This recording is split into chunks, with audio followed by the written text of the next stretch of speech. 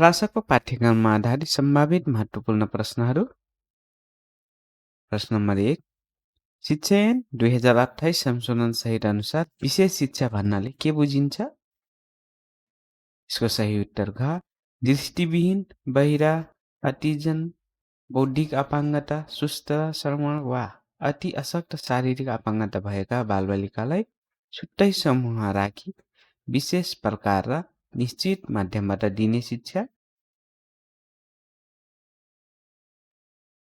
प्रश्न नम्बर 2, शिक्षा ऐन 2028 को 8औं संशोधन कहिले भएको हो? यसको सही उत्तर क, 2073 3 महिना 15 गते। त्यसै गरी पहिलो संशोधन चाहिँ 2033 7 महिना 4 गते भएको थियो। प्रश्न नम्बर 3, सम्पत्ति तथा पारिवारिक मामिलामा दम्पतिको समान हक हुनेछ व्यवस्था नेपालको संविधान 2072 को कुन मौलिक हकमा समावेश गरिएको छ? यसको सही उत्तर ग, महिलाको हकमा। प्रश्न नम्बर 4, बहुपाठ्य पुस्तक स्वीकृति सम्बन्धमा नीति तर्जुमा कसले गर्दछ? यसको सही उत्तर ख, राष्ट्रिय पाठ्यक्रम विकास तथा मूल्याङ्कन परिषदले।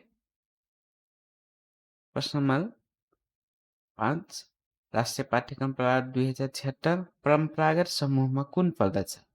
यसको सही उत्तर क, संस्कृत, वेद विद्याश्रम, गुरुकुल र गोन्पा तथा बिहार मद्रसा। 6 नम्बर, सम्बन्धित विषयमा स्नातकोत्तर तथा उत्तीर्ण गरेको व्यक्ति माविको शिक्षाको अध्यापन अनुमति पत्रको लागि लिइने परीक्षामा उम्मेद्वार भई अध्यापन अनुमति पत्र लिएमा त्यस्तो व्यक्तिले सेवा गरेको कति समयभित्र तालिम नलिएमा निजले प्राप्त गरेको अध्ययन अनुमति पत्र स्वतः रद्द हुन्छ? यसको सही उत्तर क, 2 वर्षभित्र। प्रश्न नम्बर 7, दरबार स्कुलमा सर्वसाधारण जनताका छोराछोरीले पढ्नको लागि कहिलेदेखि खुला गरिएको थियो? यसको सही उत्तर घ, विक्रम सम्वत 2042 सालदेखि प्रधानमन्त्री वीर शमशेर नियुक्त भएपछि। प्रश्न नम्बर 8, सन् 2000 को अप्रिल 26-28 मा सेनेगलको राजधानी ढाकामा सबैका लागि शिक्षा सम्बन्धी विश्व शिक्षा मञ्चको बैठकको नारा के थियो? यसको सही उत्तर क, सबैका लागि शिक्षा हाम्रो सामूहिक प्रतिबद्धता।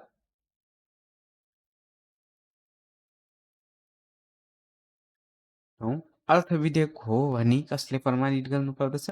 यसको सही उत्तर क, प्रतिनिधि सभाको सभामुखले। प्रश्न नम्बर 10, राष्ट्रिय पाठ्यक्रम प्रणाली 2076 ले एक पाठ्य घण्टा बराबर कति कार्य घण्टा वर्किङ आवर मानेको छ? यसको सही उत्तर क, 32। प्रश्न नम्बर 11, शिक्षा विकास तथा समन्वय एकाइ कुन सरकार अन्तर्गत पर्दछ?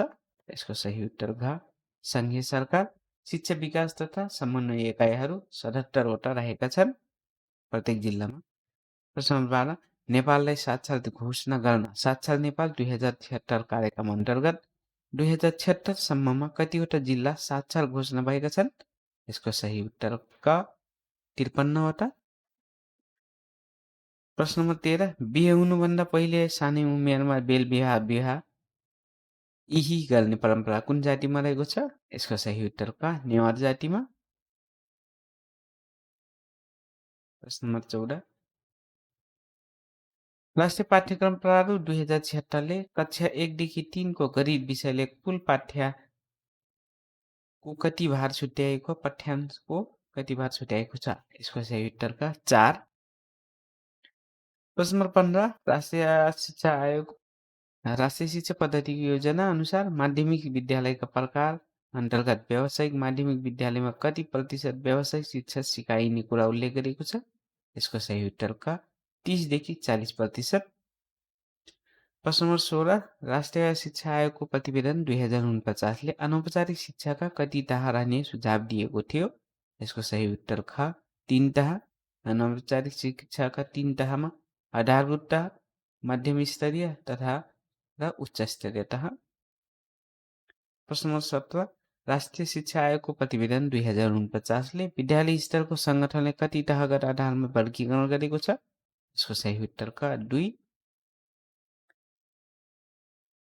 प्रश्न नम्बर 18, नेपालमा साक्षरतामा आधारित भएर विकास गरिएको पहिलो पाठ्यक्रम कुन हो? यसको सही उत्तर घ आधारभूत शिक्षा पाठ्यक्रम 2069। प्रश्न नम्बर 20 मूल्याङ्कनको श्रृङ्खलामा मापनपछि कुन कार्य गरिन्छ? यसको सही उत्तर क एसेसमेन्ट। प्रश्न नम्बर 21 प्राविधिक शिक्षा तथा व्यावसायिक तालिम परिषदले सिपयुक्त नेपाल र समृद्ध जनता भन्ने दूरदृष्टि पुरा गर्न लिएको लक्ष्यमा कुन पर्दैन? यसको सही उत्तर ग सिपयुक्त र क्षमतावान उच्चस्तरीय जनशक्ति उत्पादन गर्ने। प्रश्न नम्बर 22 प्राविधिक तथा व्यावसायिक शिक्षा अध्यापन गराउने सामुदायिक विद्यालयको विद्यालय व्यवस्थापन समितिमा कति सदस्य हुन्छन्? यसको सही उत्तर क 11 जना। प्रश्न नम्बर 23 शिक्षाको लक्ष्य हासिल गर्नका लागि बनाइएको शैक्षिक कार्यक्रमलाई पाठ्यक्रम भनिन्छ, यो भनाइ कुन दस्तावेजको हो? यसको सही उत्तर क राष्ट्रिय शिक्षा पद्धतिको योजना। प्रश्न नम्बर 24 विद्यालय क्षेत्र विकास कार्यक्रम कार्यान्वयनको लागि नन पुलिङ साझेदारमा कुन पुग्छ? यसको सही उत्तर युनेस्को, युएसआइडी, डब्लुएफपी, माथिको सबै। माथिका 3वटा नन पुलिङ साझेदारका अलावा जाइका पनि रहेको छ। प्रश्न नम्बर 25 माध्यमिक तहको पाठ्यक्रम 2071 अनुसार हाल कक्षा 10 मा प्रति विषय कति पाठ्य घण्टी पढाइ हुनुपर्ने व्यवस्था रहेको छ?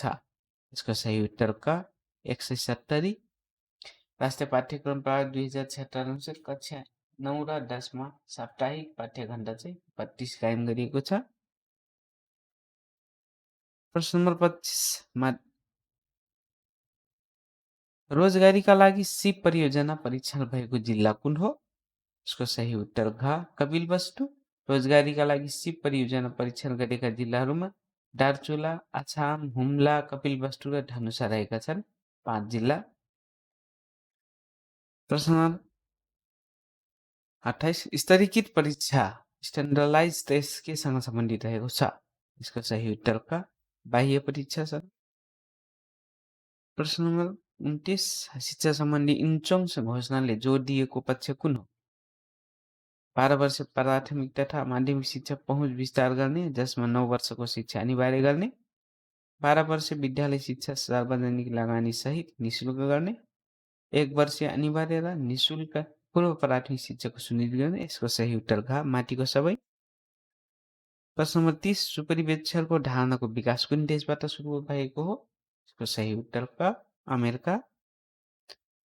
प्रश्न नम्बर 31 शैक्षिक जनशक्ति विकास केन्द्रको स्थापना कहिले भएको हो?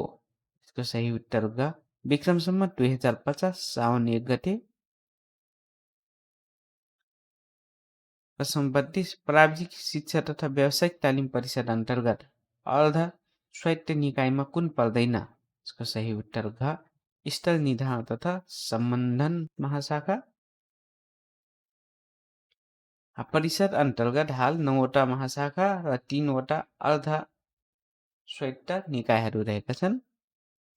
प्रश्न 33 निर्धारित कोटाको आधारमा हिमाली छात्रावासमा रही अध्ययनरत विद्यार्थीका लागि प्रति विद्यार्थी मासिक कति रकम विद्यालयले दिने प्रावधान रहेको छ? यसको सही उत्तर का मासिक 4000 का दरले 10 महिनाको 40,000। हिमाली आवासीय छात्रावास 10 जिल्लाको लागि दिने प्रावधान रहेको छ। हुम्ला, मुस्ताङ, जुम्ला, ताप्लेजुङ, साङखुवा सभा, सोलुखुम्बु, डोल्पा, रसुवा, गोर्खा र दार्चुला। प्रश्न 34-35 हाल पाठ्यक्रम विकास केन्द्रको कार्यक्षेत्रमा तल दिएका मध्ये कुन पर्छ? यसको सही उत्तर क प्रारम्भिक बाल शिक्षादेखि कक्षा 12 सम्मको पाठ्यक्रम र पाठ्य सामग्री विकास, अध्यावधिक परिमार्जन, प्रबोधिकरण। प्रश्न नम्बर 36 एनसिइडी को पूरा रूप के हो? इसको सही उत्तर ख national centre of education development. प्रश्न 37 विद्यालय क्षेत्र सुधार कार्यक्रमले विद्यालयको प्रत्येक तहमा रहने शिक्षकको वृत्ति श्रृङ्खला सम्बन्धी उल्लेख गरेको पक्षहरू कुन कुन हुन्? इसको सही उत्तर क नवप्रवेशी, अनुभवी, दक्ष र विज्ञ। प्रश्न नम्बर 38 सामुदायिक विद्यालयमा नेपाल सरकारबाट स्वीकृत दरबन्दीमा खुल्ला प्रतियोगिताद्वारा पूर्ति हुने शिक्षक पदमध्ये 45% पद छुट्याई 100% र 100% भन्दा दलितको लागि कति प्रतिशत आरक्षण छुट्याइएको हुन्छ? यसको सही उत्तर ग 9%। त्यसै गरी महिला 33, आदिवासी 27, मधेसी 22, दलित 9, अपाङ्गता 5 र पिछडिएको क्षेत्र 4% छुट्याइन्छ। प्रश्न 39, कुनै वस्तुको मूल्य निर्धारण गर्ने प्रक्रिया नै मूल्याङ्कन हो, यो भनाइ कसको हो? सो सही उत्तर ख, गुटको। प्रश्न नम्बर 40, विद्यालय क्षेत्र सुधार योजनाले प्रारम्भिक बाल विकासको सहजै देखिने भर्ना दर सन् 2015 सम्ममा 82% पुर्याउने लक्ष्य राखेकोमा कति प्रतिशत प्रगति भयो? यसको सही उत्तर ग 81। प्रश्न नम्बर 41, निजामती कर्मचारी निलम्बन गर्दा साहता आय कति अवधिभन्दा बढी गर्नु हुँदैन? यसको सही उत्तर क 2 महिनाभन्दा बढी। कुनै असाधारण अस्थायी परि 2 महिनाभित्र कारबाही किनारा लगाउन नसकिने भए निलम्बनको अवधि बढाउनु पर्नेमा अख्तियारवालाको पूर्व स्वीकृतिले 1 महिनासम्म निलम्बनको अवधि बढाउन सकिने। प्रश्न नम्बर 42, प्रशासकीय अदालतले गरेको निर्णय उप कहाँ पुनर्वलोकन हुन्छ? यसको सही उत्तर क, पुनर्वेदन लाग्दैन। प्रश्न नम्बर 43, महिला सशक्तिकरण रोजगारमूलक आयमूलक कार्यक्रम सम्बन्धी कार्यक्रमका लागि स्थानीय निकाय अनुदानका लागि न्यूनतम कति प्रतिशत खर्च छुट्याउनु पर्ने प्रावधान रहेको छ? यसको सही उत्तर ख, 10%। प्रश्न 44, राष्ट्रिय शिक्षा आयोगको प्रतिवेदन 2049ले विद्यालय निरीक्षण सम्बन्धी औल्याएको समस्या कुन होइन? यसको सही उत्तर ख, निरीक्षण पेशालाई मर्यादित बनाउन सकिएन। प्रश्न नम्बर 45, राष्ट्रिय शिक्षा आयोगको प्रतिवेदन 2049ले माध्यमिक तहका लागि दिएको सुझावमा कुन पर्दैन? यसको सही उत्तर ग, उच्च माध्यमिक शिक्षाको ढाल 3 किसिमको हुनुपर्छ। प्रश्न नम्बर 46, राष्ट्रिय शिक्षा नीति 2076ले प्राविधिक तथा व्यावसायिक शिक्षा र तालिमका अवसरहरूलाई व्यापक विस्तार गरी सबै इच्छुक नागरिकहरूका लागि समावेशी एवं समतामूलक पहुँच स्थापित गर्दै देश विकासका लागि योग्य, सक्षम, शिविर र उद्यमशील जनशक्ति तयार पार्ने उद्देश्य पूरा गर्न कुन रणनीति अपनाउने कुरा उल्लेख छ? स्वायत्तता, विकेन्द्रीकरण, साझेदारी, लचिलोपन र सरल नियमन व्यवस्था गर्ने, प्राविधिक तथा व्यावसायिक शिक्षा तथा तालिममा व्यापक सहभागिताको वातावरण सिर्जना गर्ने, तथा विद्यालय व्यवस्थापन समिति शिक्षा र तालिमको क्षेत्रमा विभिन्न सरकारहरूको सहभागिता एवं साझेदारीको जिगो लगानी। यसको सही उत्तर ख, माथिको सबै। प्रश्न नम्बर 47, समाहित शिक्षा कार्यक्रमलाई विकास र विस्तार गर्ने परियोजनाका लागि स्थापना भएको लेखाजोखा केन्द्र कति जिल्लामा स्थापना गरिएको छ? यसको सही उत्तर ग, 62 जिल्ला। प्रश्न नम्बर 48, विद्यालय क्षेत्र विकास योजनाले माध्यमिक तहका थप कति शिक्षकहरूको पदपूर्ति हुने कुरा उल्लेख गरेको छ? यसको सही उत्तर क, 8200। प्रश्न नम्बर 49, स्थानीय सरकार सञ्चालन ऐन 2074 अनुसार वाडा समितिले गर्ने सिफारिसमा कुन पर्दैन? यसको सही उत्तर क, माध्यमिक विद्यालय खोल्न सिफारिस गर्ने। प्रश्न नम्बर 50, आर्थिक सर्वेक्षण 2076-77 अनुसार आबाद 76-77 सम्ममा कति जिल्लामा विद्यालय दिवा खाजा कार्यक्रम सञ्चालन भएको छ? यसको सही उत्तर क, 43।